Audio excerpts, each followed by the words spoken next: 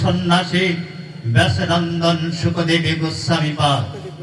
এই অধিবেশনে যত যত সব শ্রোতা বৃন্দ ছিলেন, সর্বাপেক্ষা শ্রুতিধর শ্রোতা ছিলেন ভারতবর্ষের পুরাণের বক্তা লমহর্ষণ মুনির পুত্র উগ্র শ্রবাসুত গোস্বামী পাদ।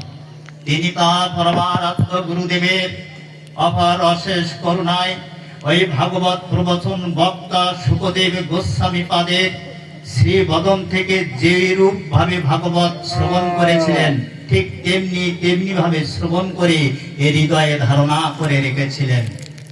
তিনি 7 দিন ভাগবত পরিবেশন করেছিলেন পরীক্ষিত মহারাজ কর্তৃক আয়োজিত সেই গঙ্গা তীরস্থ ভাগবত সভাস্থলিতে। সেখানে 60,000-এর বেশি শ্রোতা মণ্ডলী ছিলেন। তবে তার মধ্যে বিশেষ সুধীজন ছিলেন ওই সুখদেব গোস্বামী পাদের 3 পুরুষ সেখানে বসে ভাগবত কথামৃত শ্রবণ করছিলেন।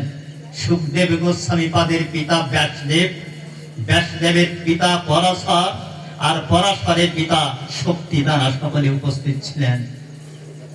তো এমনি ভাবে যখন উনি ভাগবত কীর্তন করছেন, ভক্তগণ ভাগবতের শুরুতেই বলছেন, হে শক্তি, হে প্রসাদ, হে ব্যাসদেব, তোমরা ত্রিকালজ্ঞ ঋষি, তোমরা কেন এই বিশেষ মহতী সভায় ভাগবত কীর্তন করছো না? তোমাদের এক অল্প বয়স্ক শিশু, তাকে তোমরা পাঠের আসনে বসিয়েছ, ব্যাপারটা তো আমরা বুঝতে পারছি না। তখন পরাশর বলেছিলেন, সুখদেব গোস্বামী পাদের ঠাকুর দাদা, তিনি বলেছিলেন, সম্মানিত ভগত মণ্ডলী, আপনারা দয়া করে শুনুন। তৎপ্রতিপদম পূর্ণামৃতা পূর্ণ রসাস্বাদনম। কি বললেন? যে ভাগবতী কথার প্রতিটি শব্দ এবং ছন্দ অমৃতময়, যা সাধন করলে জগৎজীব তখন মৃত্যুর দ্বারে আর উপস্থিত হইবে না। পুনরপি জন্ম পুনরপি মৃত্যুর আবর্তন থেকে আপনা পরিত্রাণ পেয়ে যাইবেন। শুনুন সেই ভাগবত কথামৃত। তো বলছেন, হে ভক্ত মণ্ডলী, ওই যে ভগবানের কথামৃত গীতা বা ভাগবতের 2 শ্লোকের মাঝে যে ফাঁকা জায়গাটা রয়েছে, দেখেন না, একটা শব্দ লিখে কিছু ফাঁকা, তারপর আরেকটা শব্দ বলছেন, ওই 2 শব্দের মাঝে যে ফাঁকা জায়গা রয়েছে, ওই জায়গায় চলছে ভগবানের অনন্ত কোটি লীলা। অদ্যবধি সেই লীলা করে গড়ায় কোন কোন ভাগ্যবান তা দেখিবারে পায়, কিন্তু সেই ভাগ্য থেকে আমরা বঞ্চিত। এর জন্য 2 শব্দের মাঝখানে গীতা ভাগবতে ওই ফাঁকা জায়গায় যে ভগবানের অনন্ত কোটি লীলা চলছে, চোখ থাকতেও আমরা তা দর্শন করতে পারছি না। তখন এই পরাশর বললেন, সম্মানিত ভগত মণ্ডলী, আমরা ত্রিকালজ্ঞ ঋষি ঠিক আছি, কিন্তু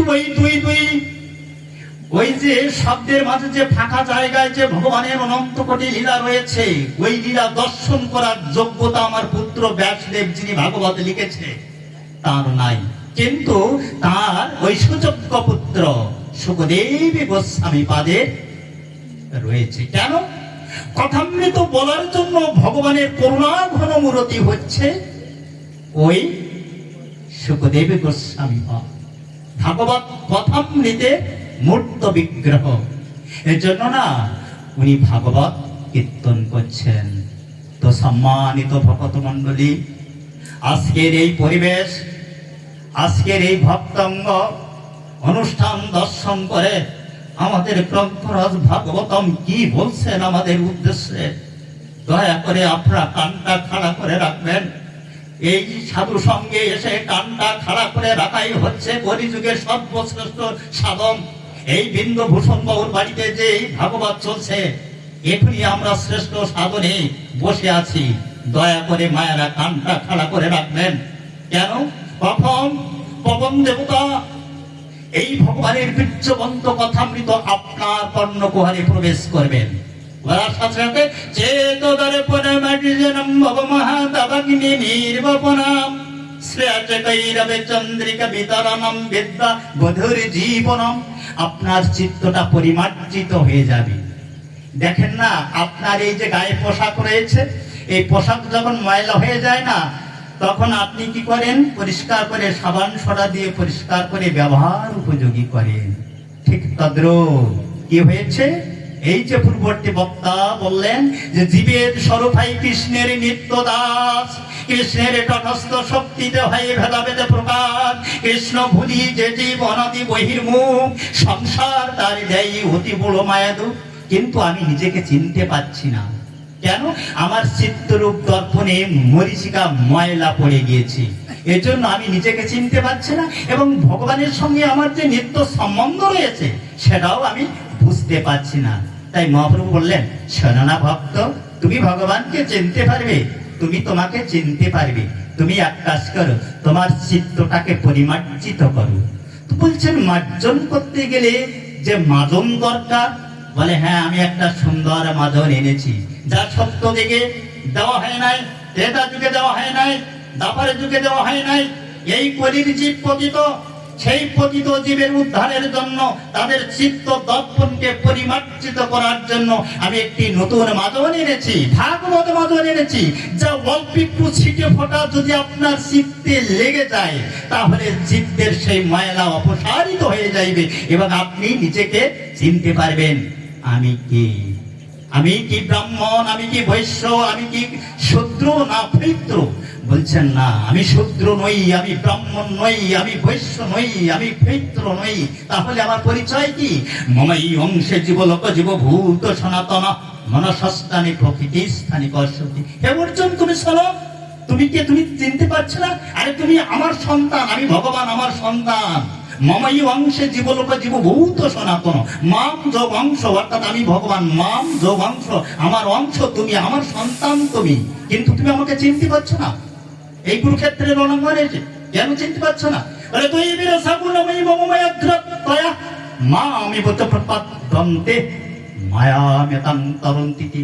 বলছেন প্রবল মায়ার ফলে তোমার চিত্তটা কি হয়েছে? ঢাকা পড়ে গিয়েছে। তুমি পরিমার্জন করো।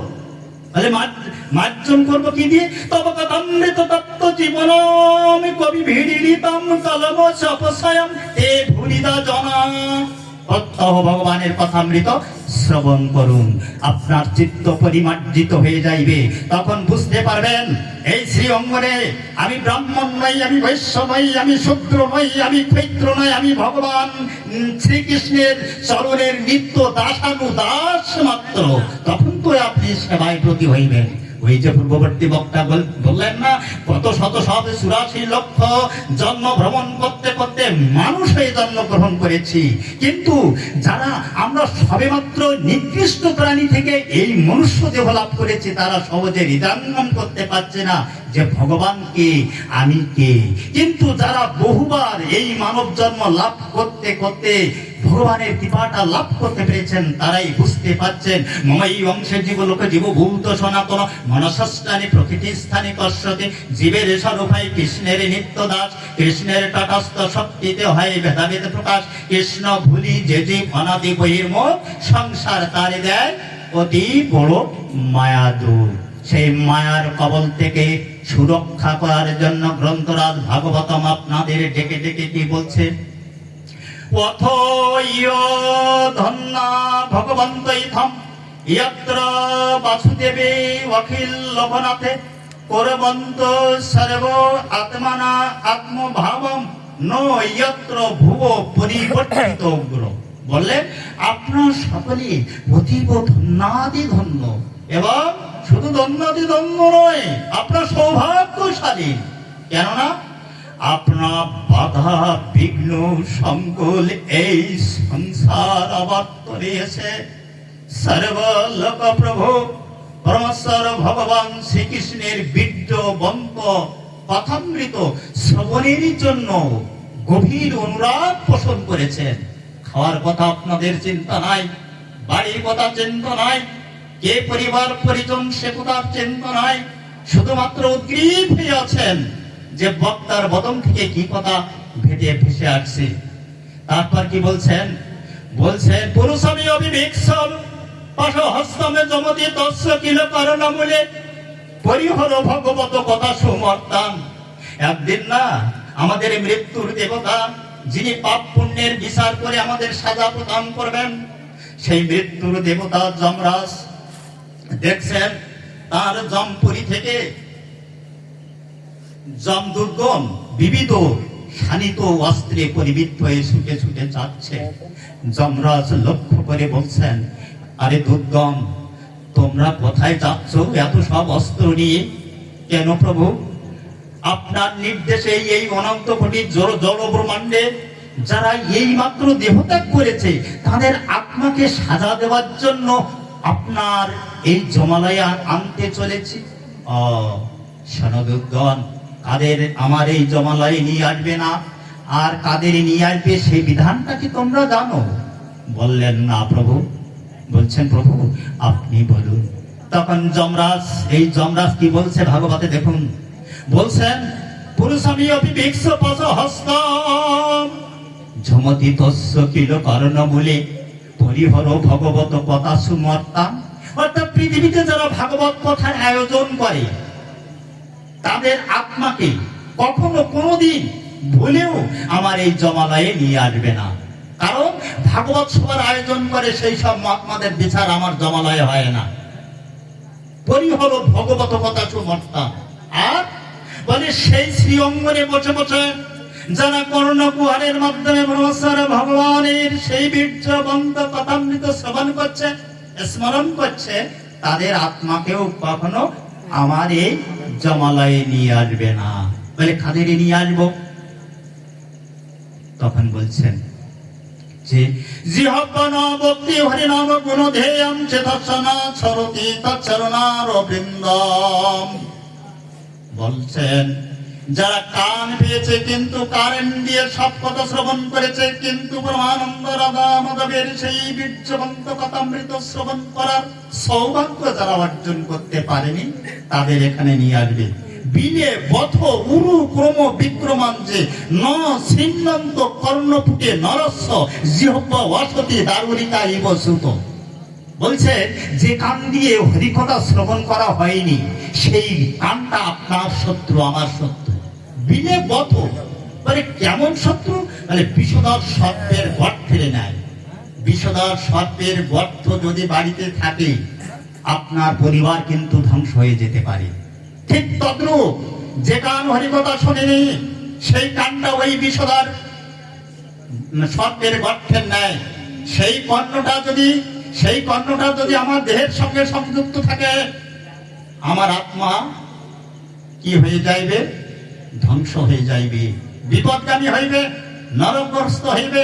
তাহলে সেই কানটা বন্ধ করে দিন যে কানটা এখনো পর্যন্ত গোবিন্দের কথা শ্রবণ করেননি। কি কথা বললেন?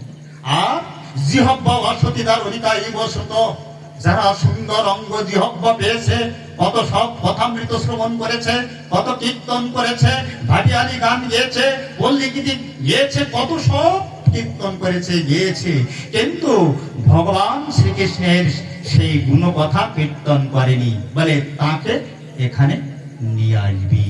কি কথা সব আমাদেরকে বললেন। তারপর ওই যে আমাদের দ্বিতীয় বক্তা কত সুন্দর একটা শ্লোক উচ্চারণ করলেন। কি বললেন? এই শ্লোকটা উচ্চারণ করেছিলেন কপিল দেব ভগবান, তার মা ছিলেন দেবাহুতি। এই দেবাহুতি ছিলেন আমাদের পৃথিবীর দ্বিতীয় কন্যা। আপনারা জানেন মনু শতরূপা আমাদের প্রথম দম্পতি। এই মনু শতরূপা দাম্পত্য জীবনে পৃথিবীতে 2টি পুত্র সন্তান আর 3টি কন্যা সন্তান উপহার দিয়েছেন। 2 পুত্রের নাম ছিল উত্থানপাদ আর প্রিয়ব্রত। 3টি কন্যার নাম ছিল আকতি, দেবাহুতি, প্রসূতি। কি করলেন? এই মনু শতরূপা দীর্ঘদিন সাধনা করেছিলেন যে আমি সুযোগ্য একটা জামাতা পাইব। এদিকে দেবাহুতি দীর্ঘদিন তপস্যা করেছিলেন আমি সুন্দর একটি স্বামী পাইব। এদিকে ব্রহ্মার পুত্র মুনি কর্দম ঋষি, তিনি দীর্ঘদিন ধরে তপস্যা করেছিলেন যে আমি ভালো একজন স্ত্রী পাইব। অর্থাৎ এই জগতে ভাগবত বলছেন আপনি যদি সংসার করতে চান একজন সুদক্ষা মানে মা পেতে গেলে বা স্ত্রী পেতে গেলে দীর্ঘদিন ধরে তপস্যা করতে হয়, ঠিক তেমনি একজন ভালো স্বামী পেতে গেলে দীর্ঘদিন ধরে তপস্যা করতে হয়, তারপরে একটি সুন্দর দাম্পত্য জীবন শুরু হতে পারে। তো কপিল দেব কি আপনার কর্দম ঋষি দীর্ঘদিন ধরে বনে জঙ্গলে তপস্যা করেছিলেন, কয়েক হাজার বছর ধরে একটি সুন্দর সুযোগ্যা স্ত্রী পাবেন বলে। প্রত্যাদেশ হচ্ছে, ভগবান বলছেন যে হে কর্দম ঋষি, তোমার দ্বিতীয় কন্যা একে বিবাহ দেওয়ার জন্য আগামী কল্য তুমি খুব প্রভাতে যাত্রা শুরু করবে। গৈন প্রদেশে আপনার এই কন্যার জন্য এক যুবক অবস্থান করছে, তার বয়স কয়েক হাজার বছর, জুট অবস্থায় বনে ধ্যান করছেন, তার নাম কর্দম ঋষি, ওনাকে তোমার কন্যা সমর্পণ করবে। উপরে এই দৈববাণীর সঙ্গে সঙ্গে তিনি কন্যাকে নিয়ে চললেন। এবার যখন সেই বনপ্রদেশে কর্দম ঋষির সঙ্গে দেখা হলো, প্রণাম নিবেদন করলেন, দেবাহুতি প্রণাম নিবেদন করলেন। কি চাই? মনুসাধু রেপা বললেন, আমার এই কন্যাকে আপনার কাছে সমর্পণ করব। আচ্ছা, এবার কর্দম ঋষি আমাদের মনুসাধু রূপাকে প্রণাম নিবেদন করে বলছেন, আপনার কন্যা যদি আমার শর্তে রাজি হয়ে যায়, আমি বিবাহ যজ্ঞে আবদ্ধ হতে পারি। কি শর্ত?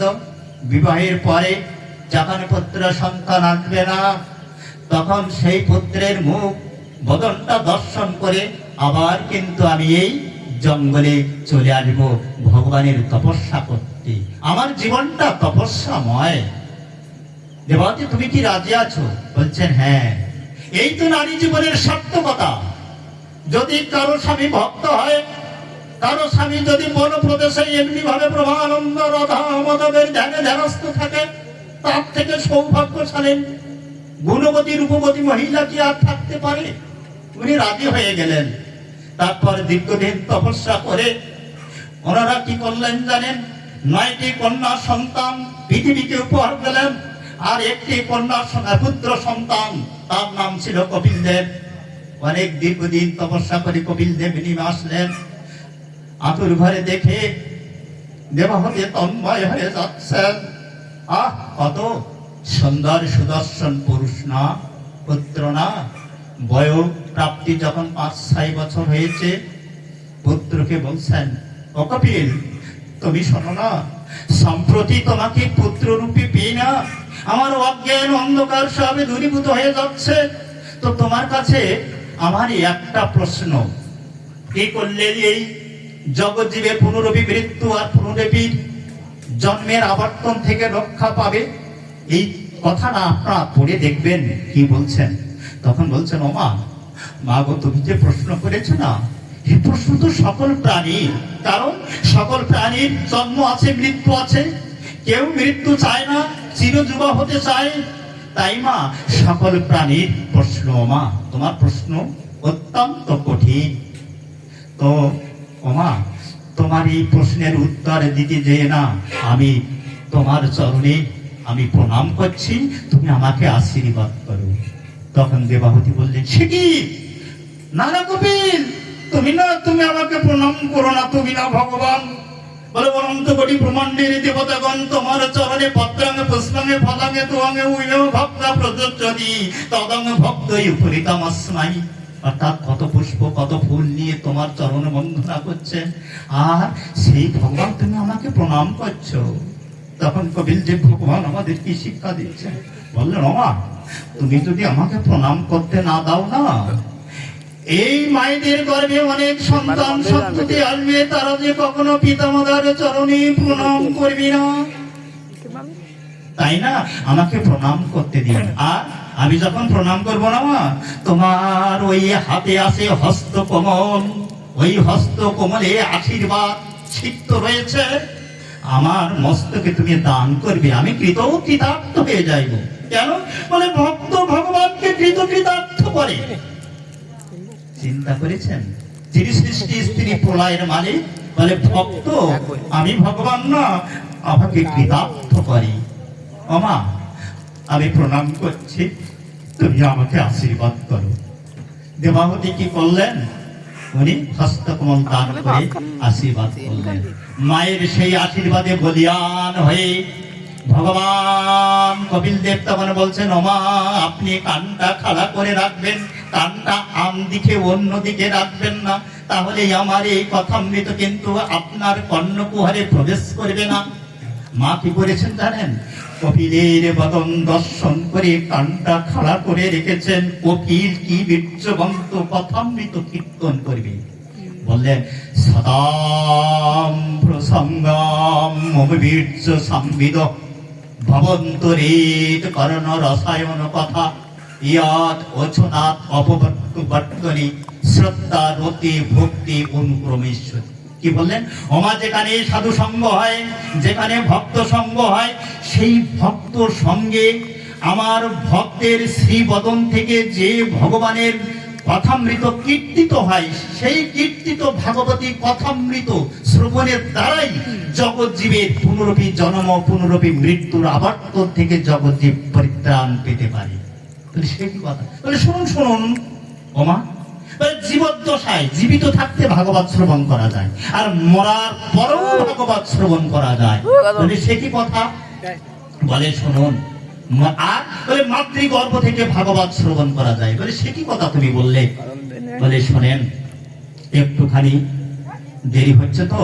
বলে শুনুন ওমা, আপনারা সকলে জানেন কয়াধু তার পুত্র প্রহ্লাদ, কয়াধু যখন মায়ের পেটে অবস্থান করছেন, তার পিতা হিরণ্যকশিপুর কি করেছিলেন জানেন? অত্যন্ত দস্যু তো, তিনি স্বর্গমর্ত পাতালের একছত্র রাজা হইবেন বলে শক্তি প্রার্থনা করার জন্য বনে জঙ্গলে গিয়েছেন।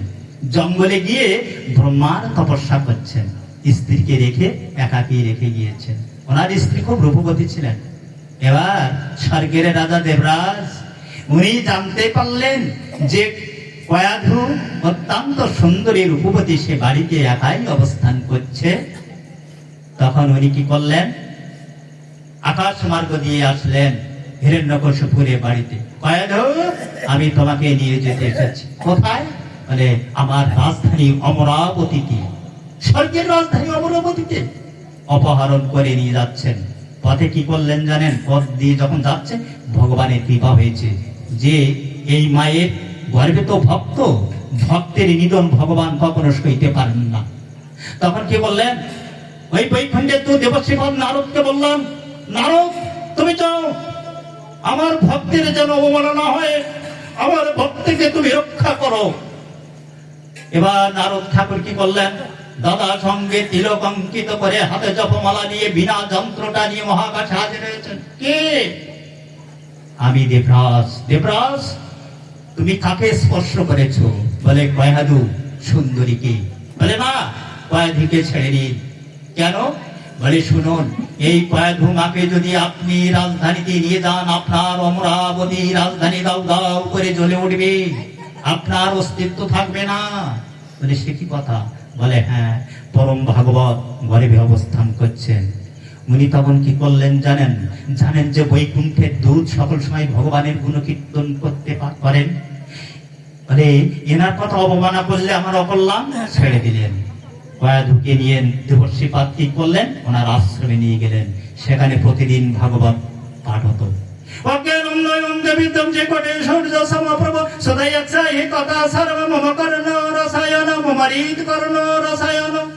নিগম কল্পতরুর গলিত ফলম সুখম খাদমৃত দ্রব্য সমুদম পিবত ভাগবত রসমলয়ম মুহুর্মুহু রসিকা ভুবি মহাবুখা।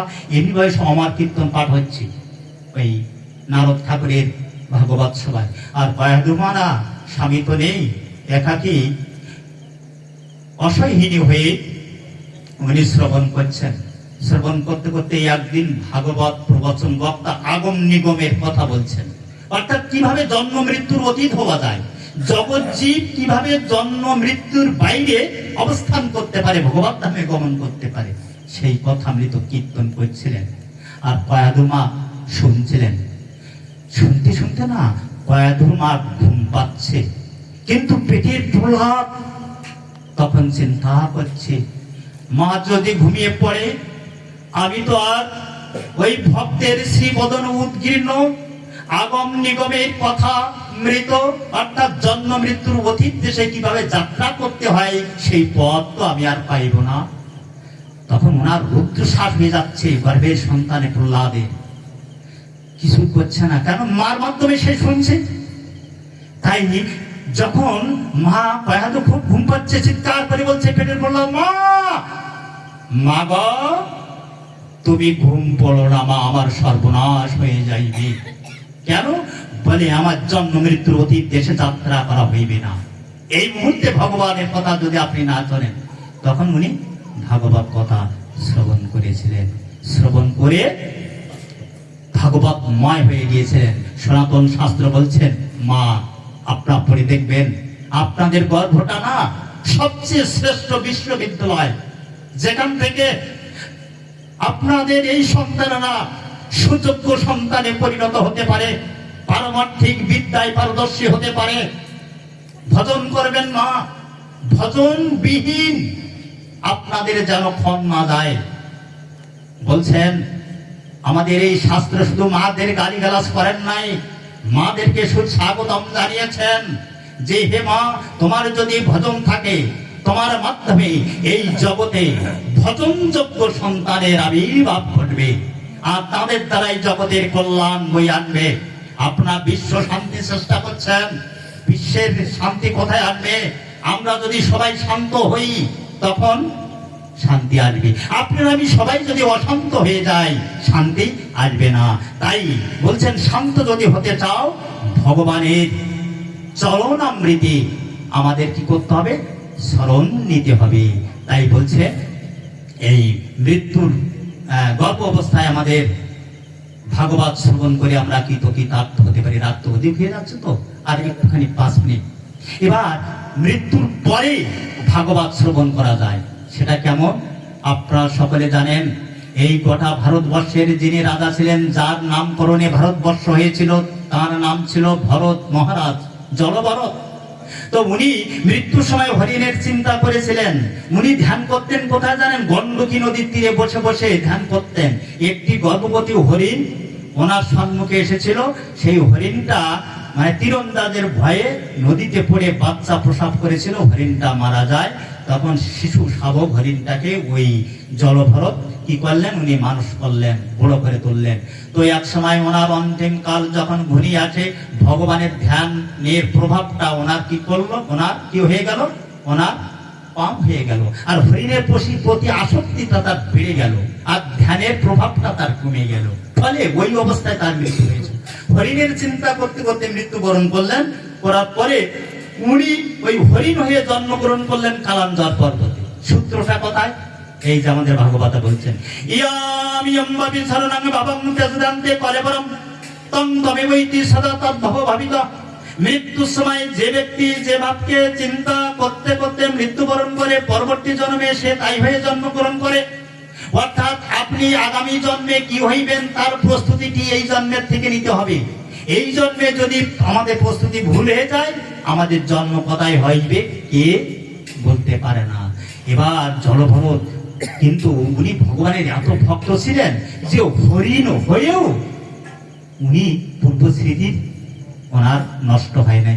চিন্তা করছেন, আমি তো রাজত্ব করতাম ভারতবর্ষের, আচ্ছা এখন আমি হরিণ হয়ে জন্মগ্রহণ করেছি, দেখেন কি শিক্ষা দিচ্ছেন। তাহলে আমার ভুল হয়েছে কোথায়? বলে অন্তিম কালে আমার ভুল হয়েছে। মৃত্যুর সময় আমি ভগবানের নাম গুণ কীর্তন করতে পারিনি। ওই হরিণের চিন্তা করতে করতে আমি এই হরিণ হয়ে জন্মগ্রহণ করেছি। এখন উপায়টা কি? বলছেন আমাকে সাধু সঙ্গ করতে হবে। হরিণটা বলছেন সাধু সঙ্গ করতে হবে কোথায়? এই গণ্ডকী নদীর ওপারে ব্রহ্মার 2 পুত্র পুল হওয়ার